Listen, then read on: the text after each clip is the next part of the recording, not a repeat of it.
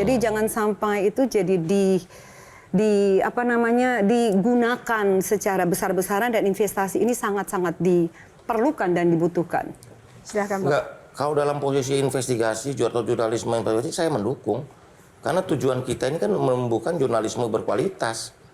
Kita ingin sosial media kita atau dunia atau platform-platform ini juga menyajikan jurnalisme yang berkualitas gitu loh. Nah, jurnalisme berkualitas pasti ada pendalaman, dalam investigasi. Nah, posisinya sebenarnya undang-undang penyiaran ini dari awal walaupun saya belum baca, saya di doorstop sama media, Pak Menteri gimana soal jurnalisme investigatif? Jurnalisme harus investigatif dong. Kalau nggak investigatif nanti nggak dalam. Pak Menteri, berdasarkan yang sudah-sudah, kalau sudah di draft itu banyak jadinya. Bukan, ini yang sudah-sudah loh, mulai dari undang-undang cipta kerja dan lain sebagainya. Akhirnya, nah gimana kalau kita nggak usah diskusi, kita demo, Pak Menteri yang mimpin, saya dukung. Pokoknya gini, kalau soal itu ya pasti nanti dengan cara saya akan komunikasi. Karena ini sebenarnya saya udah tahu latar belakang ini siapa yang minta undang-undang penyiaran ini. Nah itu. Ya. Artinya siapa itu satu orang lembaga. Lembaga berarti DPR. Lembaga atau bukan. Dunia usaha. Ini bukan. Ini Komisi Penyiaran Indonesia. Oke. Yang merasa perlu bisa menjangkau penyiaran-penyiaran di media yang lain. Tidak hanya di media konvensional gitu. Tapi kok jadi melebar kemana-mana ya ininya. Tapi nanti kita akan komunikasikan terus lah ini. Oh, jadi ini dasarnya dari KPI ya? Menurut yang DPR. kita dapat informasinya ini inisiatif dan banyak draft isiannya itu. Nanti kita breakdown satu-satu. Oke, kita pegang nih ya, pernyataan dari Pak Menteri. Tepuk tangan dulu. Oke, Kang Maman, silakan Kang Maman. Saya tertarik dengan itu usulan dari KPI. Ngurusin frekuensi milik publik dengan P3 SPS-nya aja mereka masih tertatih-tatih. Ngapain ingin memperluas tugas sampai mengurusi yang di luar frekuensi milik publik? Karena menurut saya ngapain duplikasi? Yang sudah diatur di sini ngapain diatur lagi? Iya kan? Ini ada undang ITE, undang-undang perlindungan data pribadi, undang-undang telekomunikasi. Ya. Bahkan salah satu direktur jenderal saya ngasih input, Pak, ini kok sampai ngatur frekuensi segala macam? Ya. Bu, ini lebarnya ke mana-mana dong. Ini undang-undang telekomunikasi udah ada. Ngapain diatur lagi di undang-undang penyiaran?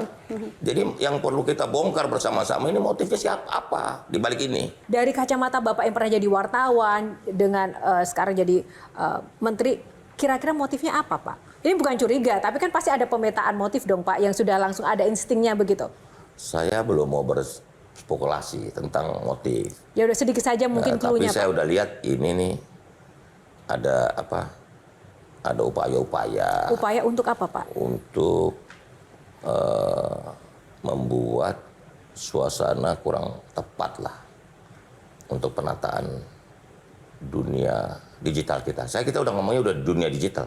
Memangnya kalau sudah masuk, apa keuntungannya bagi Ya ini lembaga kontrolnya itu? nggak bisa gitu loh, termasuk juga. Apakah ada kepentingan bisnis di balik layar atau gimana?